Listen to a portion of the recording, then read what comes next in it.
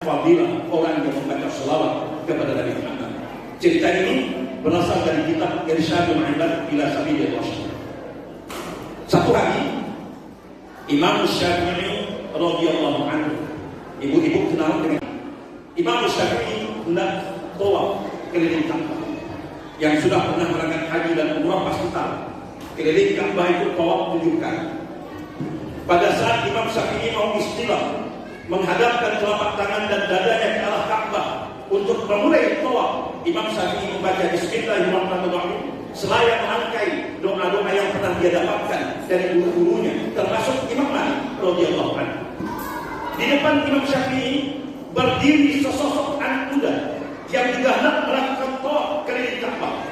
Anak muda ini juga sama, istilah menghadapkan telapak tangan dan dadanya ke Ka'bah, lalu dia membaca Bismillah. Tapi setelah Bismillah yang dia baca, Allahumma shalli ala Sayyidina Muhammad wa ala ali Sayyidina Muhammad. Langkah pertama, Imam Syafi'i dengan doa yang panjang. Anak muda ini cukup dengan sholawat. Langkah kedua, Imam Syafi'i dengan doa yang panjang. Anak muda ini sholawat. Langkah ketiga, Imam Syafi'i dengan doa yang panjang. Anak muda ini juga sholawat. Satu putaran dihabiskan anak muda ini dengan bacaan Allahumma shalli ala Sayyidina Muhammad wa ala ali Sayyidina Muhammad. Kata Imam Syafi'i, mungkin ini putaran pertama dia baca sholawat.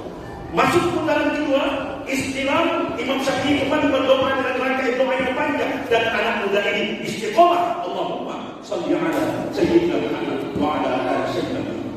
Satu putaran pertama sholawat, dua putaran sholawat, tiga putaran sholawat, 4, 5, 6, 7 putaran anak muda ini toh semuanya diselesaikan dengan Allahumma shalli ala Sayyidina Muhammad wa ala ali Sayyidina Muhammad. Imam Syafi'i, Imam Mazhab yang seluruh fatwanya dijamin benar, dijamin masuk ke dalam surga, dalam hatinya berkata, banyak dulu tempat aku belajar, banyak kitab yang sudah aku baca, aku belum pernah mendapatkan rekomendasi dari guruku kalau tawaf yang dibaca sholawat saja. Selesai tawaf, tangan anak muda ini digenggam oleh Imam Syafi'i, dibawa melangkah ke belakang makam Ibrahim, lalu mereka berdua sholat sunat di belakang makam Ibrahim. Setelah selesai, Imam Syafi'i kembali tarik tangan anak muda ini, duduk di sudut Masjidil Haram berhadap-hadapan. Wahai anak muda, kata Imam Syafi'i.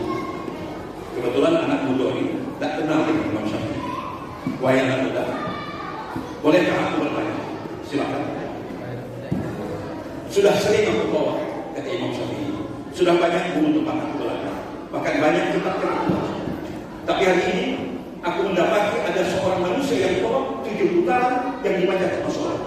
Wahai anak muda, kalau boleh aku bertanya, dalil apa, argumentasi apa yang membuat engkau tawaf yang dibaca dengan sholat?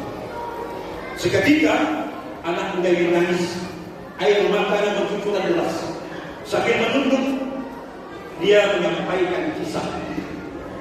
Wahai Syekh, panggilan orang Arab kepada yang lebih tua, Syekh. Syekh itu bisa jadi umurnya yang tua, dan Syekh itu bisa jadi ilmunya yang baik. Wahai Syekh, aku anak muda, tempat tinggalku Yaman. Ayahku hidup berdua denganku karena ibuku sudah meninggal dunia. Ayahku orang fasik. Orang fasik itu orang yang suka mencampur adukkan antara kebaikan dengan kejahatan. Orang fasik itu dia datang ke masjid bawa sendal buruk, balik bawa sendal bagus. Itu fasik.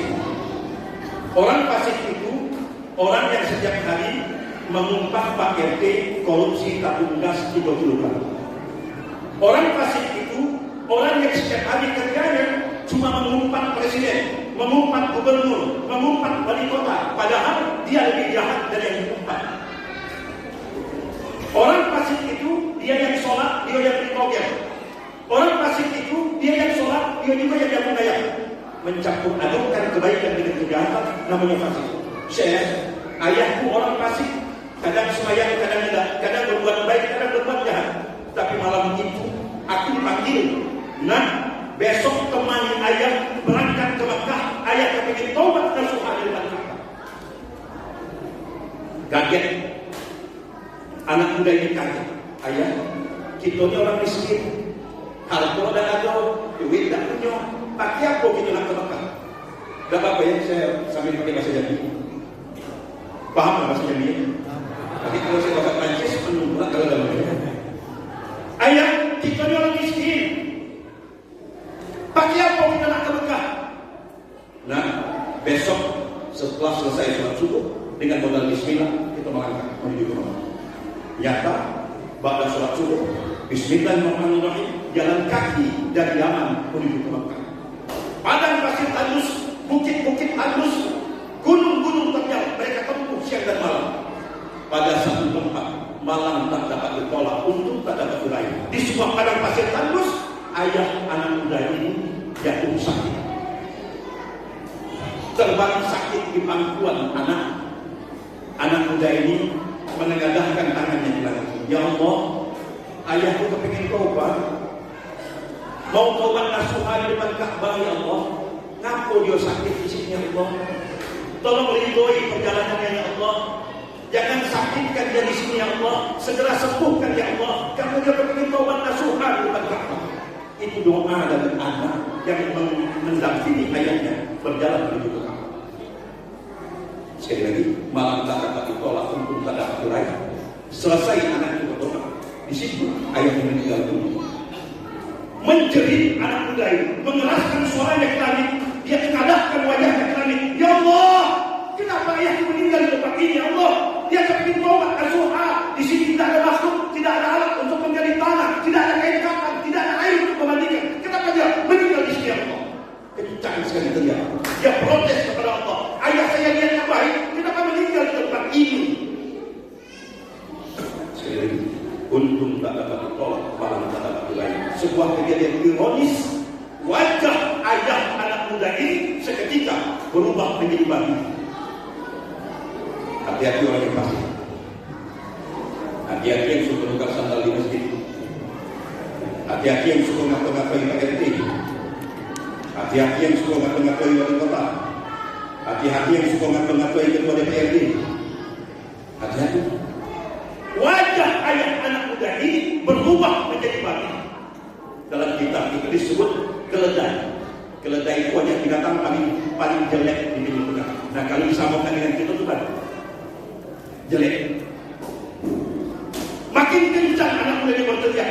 Kaget dia melihat perubahan wajah ayahnya. Ya Allah, kenapa ini ya Allah? Ayahku mau taubat, kenapa mati? Kenapa wajahnya berubah menjadi babi?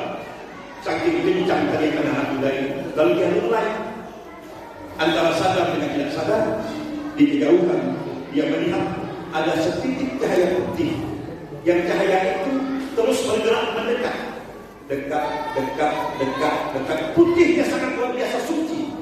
Terus dekat sampai akhirnya cahaya itu berdiri tepat di samping anak muda itu, menyerupai sosok manusia. Saya kalau cerita ini saya penting, sebab dulu saya cerita tentang ini sangat dahsyat luar biasa. Saat saya mondok di Mustawiyah Medan. Jadi saya ini alumni Mustawiyah Medan, asli madzhab Imam Syafi'i. Mendekat cahaya itu, anak muda ini tidak sanggup natap cahaya ini. Luar biasa suci, luar biasa putihnya. Berdiri tegak di samping anak muda itu. Lalu cahaya putih ini mengeluarkan suara. Anak muda, akulah Muhammad Rasulullah.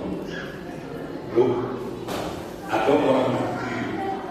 Nabi Muhammad datang. Pengen tak masih? Pengen tak? Di saat kita meninggal dunia, yang takziah ke rumah kita bukan hanya pejabat, yang takziah ke rumah kita bukan hanya orang kaya, yang takziah ke rumah kita bukan hanya sanak famili, tapi yang datang Nabi Muhammad.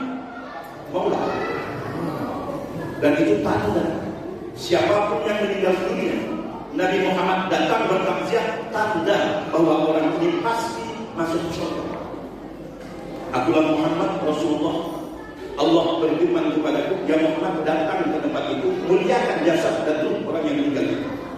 Seketika nanti dalam bentuk cahaya itu menunjukkan tubuhnya, lalu dia rusak wajah ayah anak muda yang tadi berubah menjadi babi. Dia rusak, kembali berubah menjadi manusia, bahkan bersinar terang, yang sinarnya lebih terang dari bulan purnama, bercahaya. Setelah itu Anak muda ini melihat ada begitu banyak makhluk berpakaian putih yang turun mengelilingi mereka. Seketika jasad ayahnya hilang dari pandangan mata, dibawa oleh makhluk-makhluk berpakaian putih itu. Dalam kitab disebutkan rombongan malaikat rahmat. Hilang. Detik berikutnya tinggallah anak muda ini dengan baginda Rasulullah. Sebelum Rasulullah pergi, anak muda ini memberanikan diri. Ya Rasulullah, izinkan aku berkata. Aku paling tahu siapa ayah. Dia orang fasik, kadang sembahyang, kadang tidak, kadang berbuat baik, kadang berbuat jahat. Aku paling tahu siapa ayah. Ya Rasulullah, izinkan aku berkata. Gerangan amalan apakah yang diamalkan ayahku semasa hidupnya hingga hari ini dia mendapatkan kemuliaan, jenazah dan ruhnya dimuliakan oleh Allah dengan kedatangan dan datangnya malaikat. Suara suci baginda Rasulullah berkata menjawab pertanyaan anak muda. Apa kata Nabi? Wahai anak muda, ayahmu memang bukan ulama besar, ayahmu memang bukan wali Allah, tapi ayahmu mengamalkan amalan wali. Banyak penduduk Yaman yang hidup masa itu. Ayahmu setiap malam sejak dia akhir badir sampai dalam perjalanan ini, ayahmu sejak akhir badir sampai dengan malam ini, di saat musafir ini, dia tidak akan tidur pada waktu malam. Dia tidak akan pejamkan matanya di waktu malam. Dia tidak akan lalai dalam wayang mimpi setiap malam. Kecuali sebelum dia tidur, dia sempatkan 100 kali membaca Allahumma sholli ala sayyidina Muhammad wa ala ali sayyidina Muhammad. Semua kita hafal. Tidak perlu belajar lagi, tidak perlu dituliskan.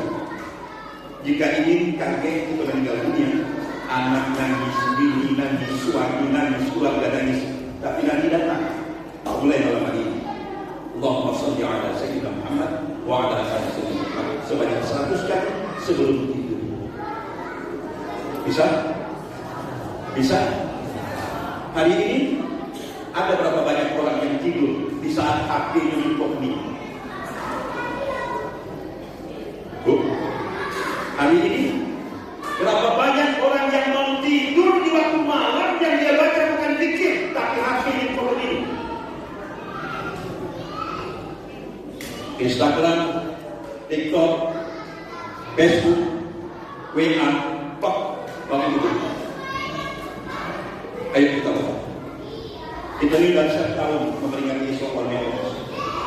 Ayo kita lihat. Kematian itu tidak bertawar menawar. Dia datang kapanpun. Puncak kebahagiaan manusia, puncak kesuksesan manusia bukan pada saat dia menjadi orang yang paling kaya, bukan pada saat dia mampu menyandang pangkat dan jabatan yang paling tinggi, bukan pada saat dia mampu menjadi orang yang bisa menggerakkan massa karena pengaruhnya. Puncak kesuksesan manusia adalah pada saat dia meninggal dunia, lidahnya sempat mengucapkan la ilaha illallah dan Muhammad datang bertaksiah dan Allah tetapkan dia sebagai penghuni surga. Itulah puncak kebahagiaan manusia. Kematian itu dia akan datang kapanpun, dimanapun, dan dengan cara apapun. Soal apa penyebab kematian jangan dipedulikan. Sahabat Nabi dijamin masuk surga. Setan takut berpapasan dengannya. Umar bin Khattab. Kalau Umar berjalan ke arah hulu, lalu dari hilir ada setan, setannya lari, dan mau berpapasan dengan Umar. Umar itu ditakdirkan oleh Allah bisa dibunuh setan. Tapi Umar bin Khattab meninggal dunia setelah dibunuh oleh orang. Soal penyebab kematian jangan dipersoalkan. Utsman bin Affan, sahabat Nabi, khalifah yang ketiga, dapat gelar dan Nuraini, memiliki 2 cahaya karena 2 putri Nabi nikah dengan Utsman bin Affan, dijamin masuk surga. Meninggal dunia dibunuh orang. Ali bin Abi Thalib, sepupu kontan Nabi, ayah beradik, sahabat Nabi, khalifah keempat, menantu Nabi karena nikah dengan anaknya Fatimah Az-Zahra al-Batul. Bahkan Ali kata Nabi, ana madinatul ilmi wa Ali babuha. Aku ini kota ilmu dan Ali itu pintunya. Ali meninggal dunia dibunuh orang. Cucu kesayangan Nabi Husain, kepalanya dipenggal di padang Karbala, matinya juga dibunuh orang. Hadirin sekalian, soal macam mana mati jangan dipersoalkan. Yang penting sebelum mati sempat mengucapkan la ilaha illallah Muhammadur Rasulullah, dan Nabi Muhammad datang bertakziah sebagai tanda bahwa ini umatku, dan yang diproklamirkan oleh Nabi sebagai umatnya dialah yang bergandengan tangan masuk dalam Jannatul Firdaus. Maka dari itu, sebelum kematian datang, ayo buat tabungan sebanyak-banyak. Bisa jadi kematian itu bapak ibu duluan, saya makan. Atau bisa jadi kita balik, saya yang belakangan, bapak ibu duluan. Itulah kematian. Betul baik. Cuma sedikit pesan, jangan sering-sering berdoa minta panjang umur, dan jangan sering-sering mengaminkan doa orang minta panjang umur. Allahumma tawwil umurana, ya Allah panjangkan umur kami. Kaget orang mati galau tinggal DPA.